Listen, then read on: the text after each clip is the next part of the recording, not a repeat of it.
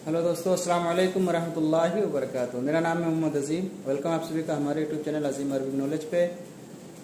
आज ये मेरी वीडियो तकरीबन 35 दिन के बाद में आ रही है, क्योंकि मैं घर पर था। आप सभी को पता था, काफ़ी सारी वीडियो बता चुका हूँ, लेकिन अभी फ़िलहाल मैं आ चुका हूँ सऊदी अरब में अपने काम पर वापस। और इसी की तैयारी में मैं लगा था, क्योंकि छुट्टी गया था, छुट्टी से वापस आना था, बहुत सारा काम था, जिसकी वजह से मैं अरबी की वीडियो नहीं डाल पाया था। अब इंशाल्लाह आप लोगों को बराबर अरबी की वीडियो मिलती रहेंगी। आप लोगों का जो भी सवाल है आप कमेंट में लिखिए, किसके बारे में कौन सी वीडियो चाहिए। बस थोड़ा सा आप लोग अगर लिख के भेज देंगे कि हाँ इस चीज़ के बारे में बताएं तो ज़्यादा आसानी होगी।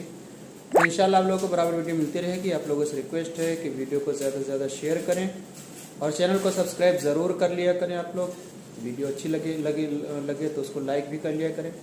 चलिए आज के लिए बस इतना ही। मैं मिलता हूँ इंशाल्लाह किसी नई वीडियो में अरबी के साथ में। तब तक के लिए अस्सलाम वालेकुम रहमतुल्लाहि व बरकातहू।